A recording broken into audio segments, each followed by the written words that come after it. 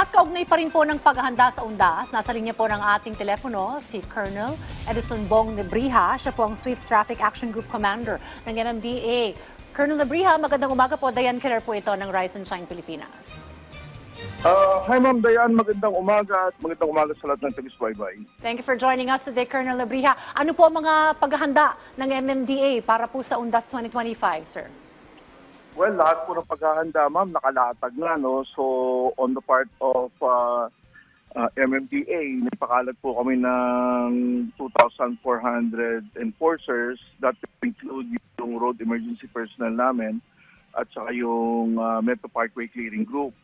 Kung matatandaan niyo po, ma'am, nakipag-ugnayan din kami, nakipagtulungan sa DOTR sa pagkakandak ng drug testing dyan sa PITX nung kasagsagan ng dagsaan ng mga pasahero sa PITX.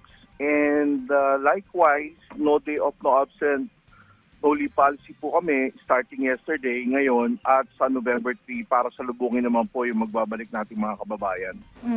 Yun naman po mga kalsada patungo po sa mga major cemeteries at ganoon na rin po sa mga bus terminal. Nag-contact po ba tayo ng clearing operations para wala pong mga nakaharang po roon, sir? Yes, ma'am. Actually, we conducted 2 weeks before undas, nag-clearing na po kami kasi alam niyo naman po, napakalawak ng Metro Manila at napakaraming sementeryo na kailangan i-clear yung mga kalsada. Then, nung nag-take effect na po yung mga local government traffic rerouting plan, ang ginawa po ng MMDA, yung mga operations personnel po namin, itinilaga na rin na fixed post dun sa mga sementeryo. We have 5 cemeteries po na minomonitor namin, yung Manila North, Manila South, yung Loyola sa Marikina, Bagbag sa Quezon City, at yung San Juan Cemetery sa Santolan, San Juan. Well, Colonel Nebriha, may mga pinapalabas kami ngayong mga live feed. I think this is Manila North Cemetery at kita na rin po natin yung mga MMDA personnel. Suma total, ilan po ba yung mga personnel na pinakalat po natin para po sa undas 2025, sir? 2,403 to be exact, Ma'am Diane, halo-halo na po yan and full force po kami ngayon at sa November 3, sa Monday po. Ano po ang inyo pong mga paalala po sa ating pong mga kababayan? Lalo na po siguro may mga dalang sasakyan rin po, sir, na bibisita po sa mga sementeryo. Well, unang-una po, yung mga pupunta ng sementeryo sa Metro Manila, ang paalala po namin, kung pwede po muna tignan o i-check yung website ng local government units na nakakasakop sa sementeryo para malaman po nila yung traffic rerouting plan. Baka meron po kasi mga road closures at yung mga parking areas kung saan po sila pwedeng mag-park.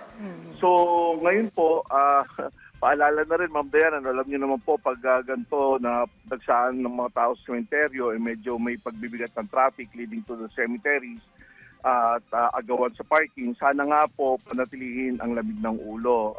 Tayo po nandyan para maggunita ng ating mga mahal sa buhay na yumauna, hindi po para mapahamak pa sa mga ganitong bagay. Well, ano pa po ang mga serbisyong hatid po ng STAG sa ating po mga kababayan ngayong undas po, Colonel?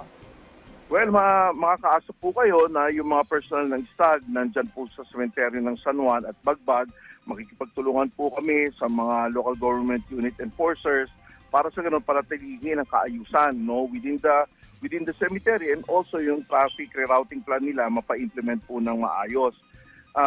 Lahat po ng mga kawani ng MMDA, meron po kaming mga public assistance tents, ma'am, na nakakalat sa mga bus terminals na kung may pangangailangan po ang ating mga kababayan, pwede po silang dumulog doon para ma-assistan sila. And ngayon, likewise, yung mga kababayan natin na magkakaroon ng problema sa sakyan within Metro Manila, tumawag po sa MMDA Hotline 136 para sa ganon, ma-alert na po namin yung mga enforcers at matulungan po kayo agaran.